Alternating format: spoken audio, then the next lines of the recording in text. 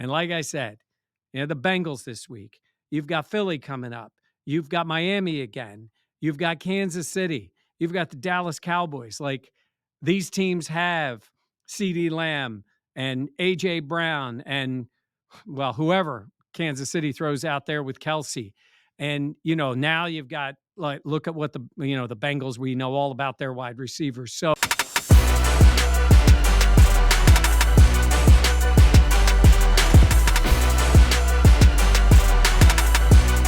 Buffalo Plus, your interactive look at the week in football, brought to you by Connors and Ferris. all right. Hey, everybody. Welcome back to the Buffalo Plus YouTube channel. Please make sure to like, comment, and subscribe. Mike Catalano with you. I'm in the sales department recording area. We're getting ready. We're going to be opening our own podcast studio. It's coming next week. So we're moving up here on the Buffalo Plus channel. A bit of an emergency pod, right? You pick up a corner, which is what the Bills did today, and we want to talk about what they did. I like Rasul Douglas. I like the move. I like it for the present day. I like it a little bit for the future. Let's start talking about the present day. Look, Rasul Douglas is a veteran. He plays in a zone scheme. He's got size. He's 6'2". Is he a superstar? No. Nobody is pretending he's a star, but he's a leader too. He's a smart player. I think it was Aaron Rodgers who said one of the smartest players he's ever played with. He said the same thing about Micah Hyde, too, and that's worked out pretty well in Buffalo. He's got a background with the Eagles and the Panthers, so he's a Sean McDermott type guy. Look, they gave up a third, but they get a fifth, and they get a starting corner because I think he's going to – I don't know if he's going to start week one, but he's going to play, and he's going to play a lot. They've got Christian Benford. They've got Dane Jackson. I tell everybody this. They're intrigued by what Benford can be for them. They like him a lot, and I think they trust Dane Jackson. But you need more corners, and you're probably going to need better corner play. It's funny that the one game that they had against what would you say is a prominent wide receiver group, the Miami Dolphins, after the first two drives, the Bills really shut them down. That was a great all-around defense. Where they got burned was against Jacksonville.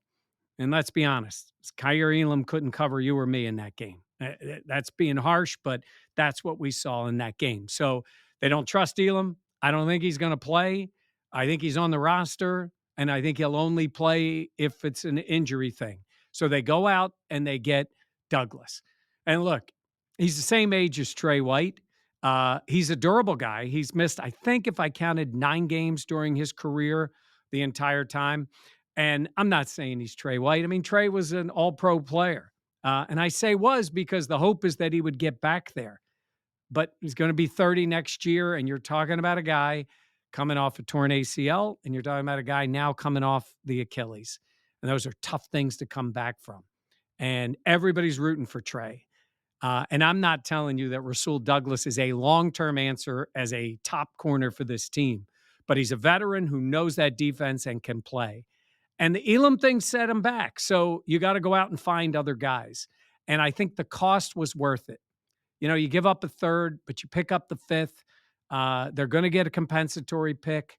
But, hey, this is about 2023 right now.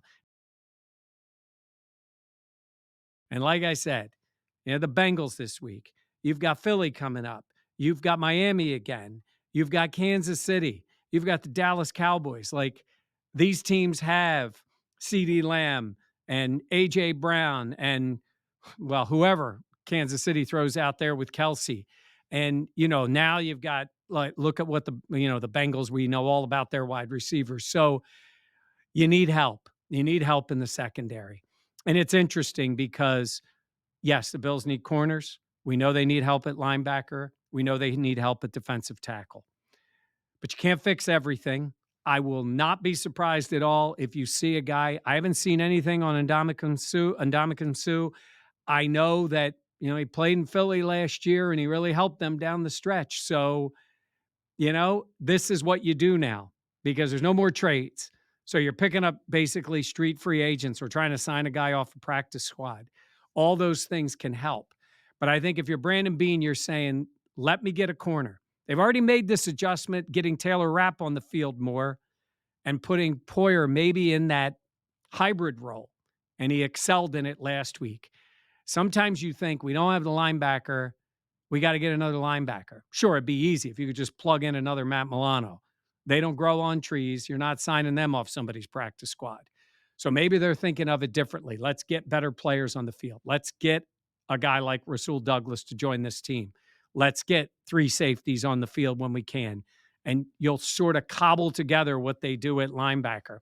I kind of think that might be their plan. Could they find another player? Does somebody get let go? Is there a player out there on another practice squad that you can sign? I guess. But I kind of think, it's going to be a street free agent and it's going to be the guys they have right now. So let's see what ends up happening. I'm encouraged by this. Look, at Jalen Johnson, and I was looking at a lot of his plays, that kid's a talent. And I was a little bit surprised that Chicago had him even out there. But maybe they were trying to get an idea of his value. And I think they might have seen it. I don't know what Brandon Beam would have been worthy to give up in a deal like that. Now you're really committing long term because that kid looks like he's got the ability to be a number one guy. And maybe he didn't want to give up that much right now. I don't know. We'll see. But I'm happy that the Bills got some defensive help. The Leonard Fournette thing became official today. I'm higher on that than some of you guys are. Look, I don't expect him to be a 20 carry guy, but I expect him to contribute. They brought him in, probably give him a little bit of time. He's a smart player. He'll know the offense. I've also seen this. Talk about the PFF grades. Okay. Look, he can block. Tom Brady trusted him as a pass blocker. Okay. And, when you need a back to step in front of somebody, he's a great pass catcher. He can do things. He'll add to James Cook. James Cook is still the number one back, but I kind of like him. And I've liked Murray. I don't like the way they've used Murray sometimes. Eliminate that shotgun handoff to him near the goal line. I don't think Murray is out of the picture, but I think Fournette's going to get an opportunity to show what he can do. But this day is about the trade deadline and bringing in a guy who can help you. Again, he's played in zone coverage, smart player, and a leader. I think he fits on this team.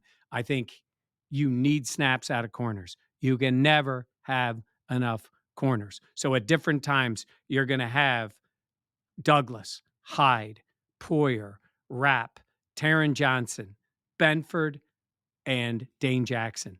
These are guys that I believe Sean McDermott trusts, and in this case, will trust. So let's see how it plays out. This is what they've done so far.